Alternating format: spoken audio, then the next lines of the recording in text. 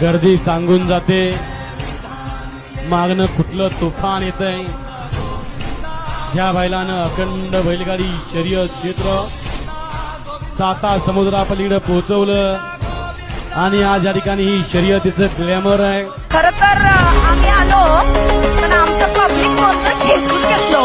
लय घासायला लागल तुम्हाला बघा सुरनाव